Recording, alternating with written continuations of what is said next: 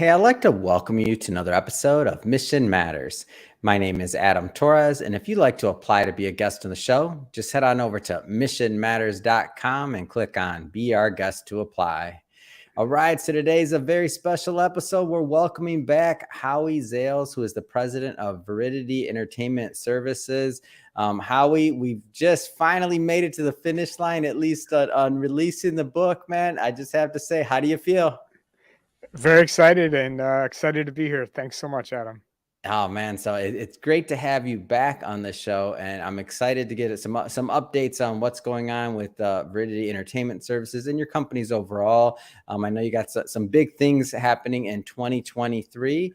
And also, of course, we're going to talk about the book. So long time waiting for the publication. A lot of work went into this. Authors put in a great effort, and I'm just so thoroughly pleased with the end product in the book. So let's get this episode started, Howie, the way that we start them all, with our Mission Matters Minute. So we at Mission Matters, we amplify stories for entrepreneurs, executives, and experts. That's our mission. Howie, what mission matters to you? Yeah, what mission matters to me is, you know, serving our clients, giving them the best possible service possible, doing a great job so they feel good about us. And the next time they have a project, we're the first people that they think to call. Yeah.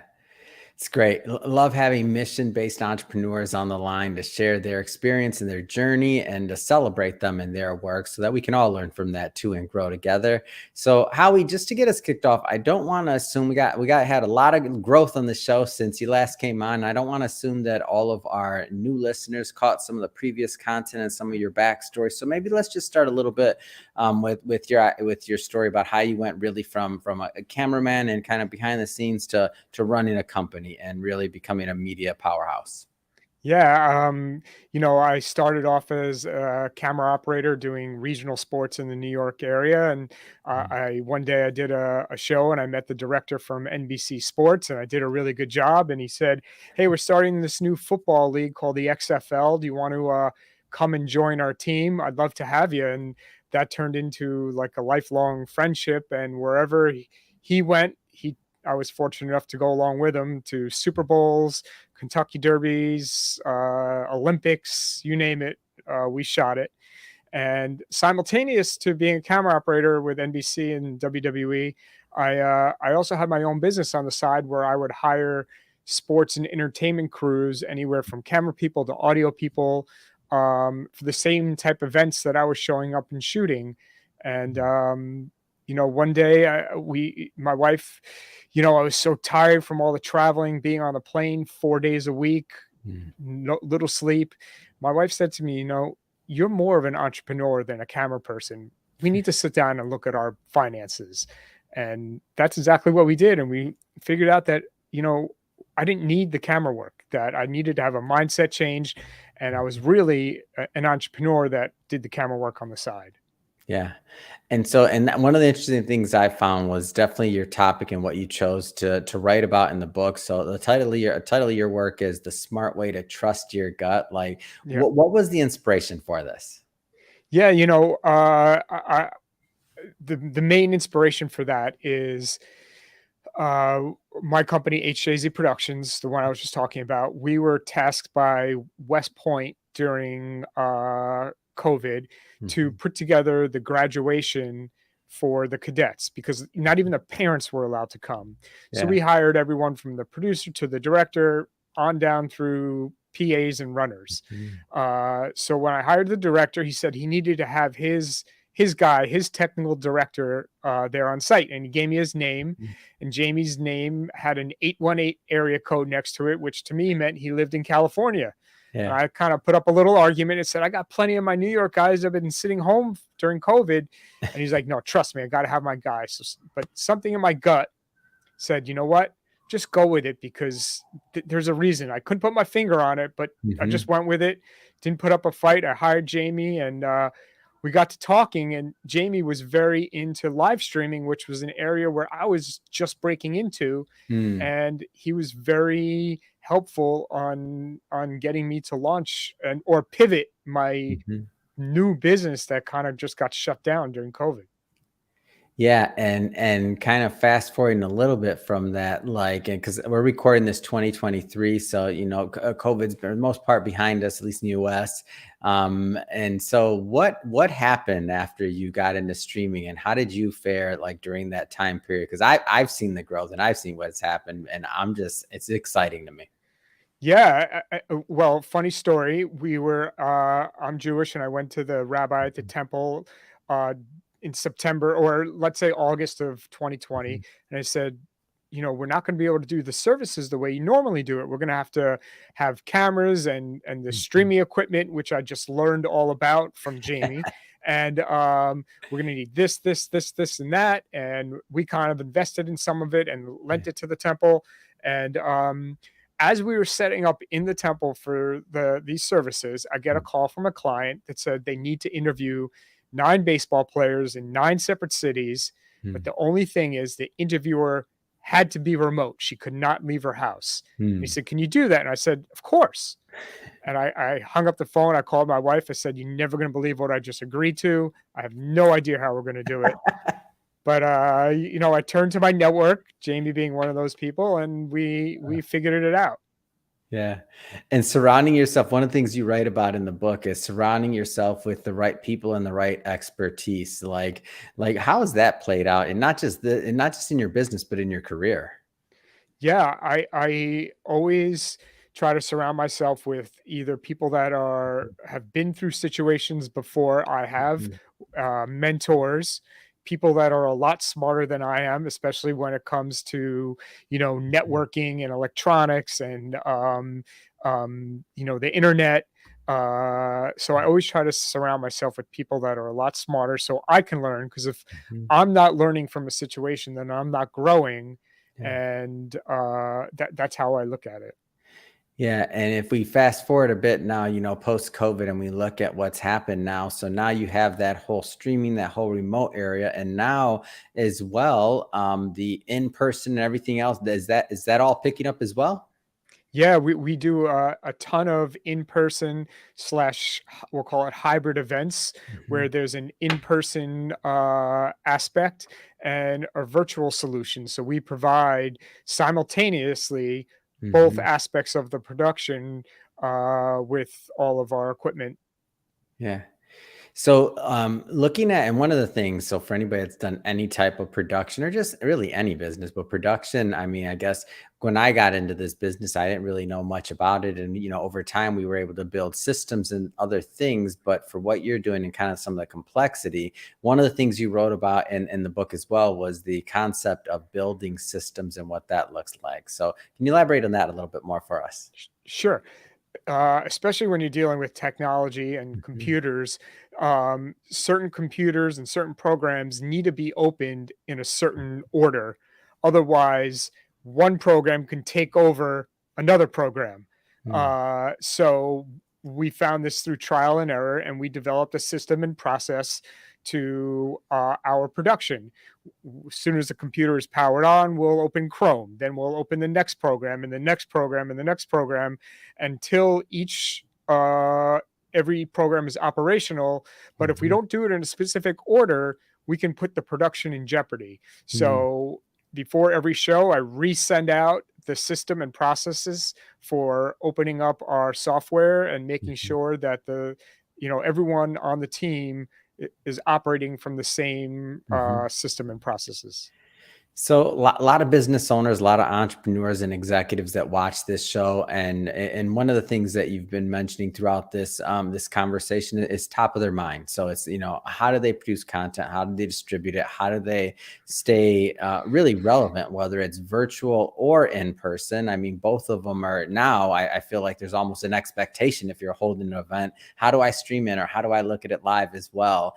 When you have a live event, I know I just did a speaking event recently in Miami, and And the first thing that we sent it out in our newsletter, and the first thing that we got replies for was that, hey, I can't come to Miami, but where can I pick up the stream, or who's going to be streaming it, or what do I do there?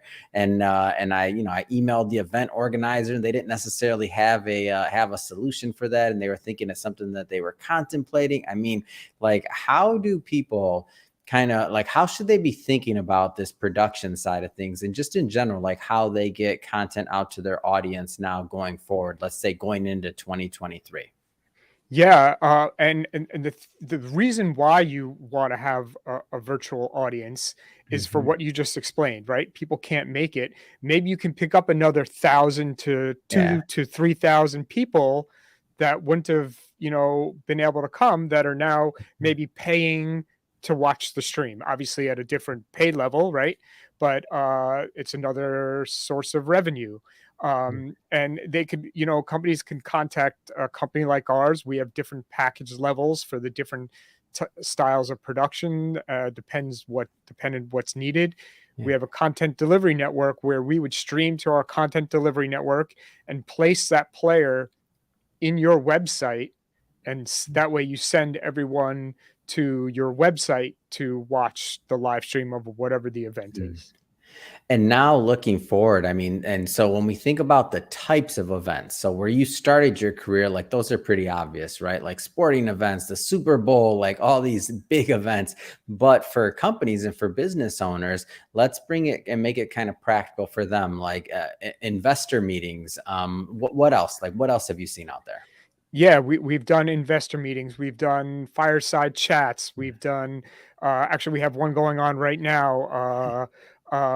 We've done corporate meetings, Mhm, like state of the company meetings, mhm, streamed globally in 3 different languages through mhm, different platforms. We've done, QR polls within live streams to kind of make it more fun and interesting. We've done concerts, and now we're getting into live streaming sporting events like track and field that may not have the money for a true TV broadcast, yeah, but does have some money to get live streamed. yeah. So that's just another avenue of income for those sorts of businesses. Yeah, it makes a lot of sense. And the way and what you said, I don't want to kind of glance over that, to something to pick up an additional 1,000 viewers or things like that, especially when people are thinking about, like, how many people they could fit in a room. Like, the idea that people are so willing and able to connect online, whether it's on their phone or otherwise, to tune into the stream's a big deal. But then, so okay, so now you have all these people there, right? How do you make it engaging? Like, how do you make it so that it's not just a Zoom call, let's say, or something like, I've been on Zoom. Like, how do you keep people like part of the stream, or engaged? Like, what are some of the tips there? Great question. So another reason why you would hire a company like Yeah. ours, my team and I, we've all worked in the television business for 20 or more years. So Mhm. we know what a good camera shot looks like. We know what's pleasing to the eye. We know Mhm. the rhythm and the flow of a production. So it's pleasing to you, and we're not just sitting on a wide shot of eight Yeah. people in the camera frame for 2 hours and expecting you to stay awake. We're Yeah. constantly cutting cameras, making it more interesting by following the conversation. Mhm. And hopefully the client will provide us with, supporting documents, Mhm. like a PowerPoint presentation. Each speaker has a certain amount of slides, and Mhm. through a piece of equipment, they'll cue us when to change the slides, and we'll either have the slides full screen, or we'll have the slides in a big box and the person speaking in a little box, and we'll Yeah. cut back and forth. We just make it interesting, and we'll help the clients produce video pieces to Mhm. help drive their point across, Mhm. whatever that point is, but we'll help them drive the point across. Mhm. Yeah, and I'll be upfront, like especially when these are done well. Like to me, sometimes the virtual experience can even be better than the live experience, and that's just my 2 cents. I'm like, do I would I rather sit on my couch and do this, or do I want to hop on a plane? I'm not going to hop on a plane if I don't necessarily have to, but if I could just sit there, get the information, have the experience, eat some popcorn, like, hey, I'm in. And the other way to another aspect of that is, right, Mhm. it always exists, Yeah. and you could always rewatch it. Maybe you've missed something, right? Mhm. If you go in person, you don't have the opportunity. Mhm. You mentioned, having the camera set up and just doing a wide shot for 2 hours and expecting people not to fall asleep. I think I almost got a I almost quoted you directly on that one. And that, let's just say, because I've probably done that at some point in streaming, and I'm guilty. I'm one of those people that didn't really understand what I was doing and just said, hey, we just set up a camera and we go, right? Yeah. What are some of the things that you've, and not to pick on anybody specifically, but I do like to allow people the opportunity to self-identify. And I picked on myself first, right? Just leaving that wide camera angle and just setting up the camera and just letting it go. And that's the event for the online viewers, not really respecting their time or their eyeballs. What are some of the things that the don'ts, if you will, that you've also seen that people should just be thinking about as they reassess their strategy? So maybe I'll start with the do's, right? That For works. Yep. example, you want to have good lighting. Yeah. You want to look good and make sure you're well lit so you stand out, right? Mhm. You Probably the most important thing is a good microphone. You want to sound good because you Mhm. can look good, and when I mean look good, be well lit and your Yeah. camera is good. But if the people can't understand what you're saying because you have a bad microphone, then it doesn't matter what you look like. And you want a good camera. You want to be in focus. You want your eyeballs to be in focus. You don't want the background to be in focus. Mhm. Um, and just tips like that. And you want to have a good internet connection. Yeah. Make sure that no, if you're doing this from your house or office, make Mhm. sure you're plugged into the Ethernet and not working off Wi-Fi. Yeah, and I know you can talk about these tips for days, and I know for you to download your brain into what to do in one interview is not happening. So we'll definitely be leaving obviously your contact info, website, and things like that in the show notes so that our audience can click on that and get more in depth and connect with your team on what they should be doing and really what makes sense. But I want to take a moment and circle back to the book, because whenever someone when people share some things in our books that are, I feel useful, helpful, and even vulnerable, like you wrote about handling failure. And I Mhm. was thinking about that. And it's easy for somebody to go out there and to write about, what they've done good. I've made this money. I've done this. I was smart this time and that time. But you talked also about handling failure, which I thought was courageous. Tell us a little bit more about that piece. For me, failure costs money. Mm, If I make a mistake, it's gonna usually ends up costing us money because our mistakes come when we fail. We overbook the mhm, TV crews that we need, and it ends up costing us money because if we don't cancel someone within 72 hours of the time that they're supposed to show up on location, we need to pay them. mhm, And most times we figure out that we've overbooked at the time that they're supposed to be there. yeah. So I was clearly the person at fault making the mistake because I was the one speaking to the clients, not in front of my computer or in my office when I was speaking to the clients. Mhm, So there was this one case that literally cost us close to $10,000, yeah. and because I took a call from a client, I said, "Yeah, no problem. We'll cancel however many people it was," and I Mhm. forgot because I wasn't where I should have been when I should have been taking that call, Yeah. and that will never happen again. Yeah, we've all been there. It happens. I know. I thought it was great that you brought it up and that you put it in the book, because I know when I read it, I had that little feeling like, it's not just me. I mean, we know intuitively that we all make mistakes, especially as entrepreneurs, executives, and just people, right? Like we all make Yeah. mistakes, but like just understanding and feeling that connection as humans, knowing, hey, we're all in this experience together in terms of trying to do better. So I thought it was great. Thank you. I know we've talked a bit, Howie, about your companies overall, but I just want to go a little bit further just to make sure it's clear. So tell us a little bit more about Veridity Entertainment Services, and exactly what you're fulfilling for your clients. Yeah, so Viridity Entertainment Services, we help our clients produce in-person or hybrid events, Mhm. or even fully virtual events, at all different levels, from small packages, the small businesses, to the big Fortune 500 companies that have, that want to put together, a $500,000 production. So we've done all different levels. We have different packages based on different what the client's needs are. And For us, it's what can we do with the technology that exists to give you Mhm. the most interesting and best production possible.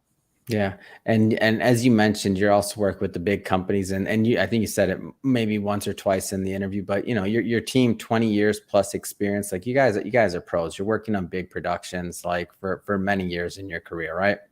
Yeah, I've as a camera operator, I've worked on some of the biggest sporting events and Mm. entertainment events that exist, Yeah. from Olympics to Super Bowls to Kentucky Derbies, to World Series and NHL Finals, Mm. to WrestleManias.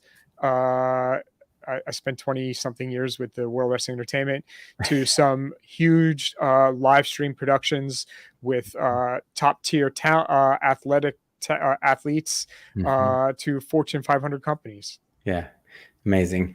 Well, Howie, I just have to say it has been great having you back on the show, and I'm excited to continue promoting this book with yourself and the other authors. So that being said, we're going into 2023, recording this in early January.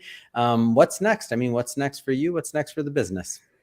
Yeah, we're just trying to scale both of our businesses and put some people in place to try to bring them to the next level.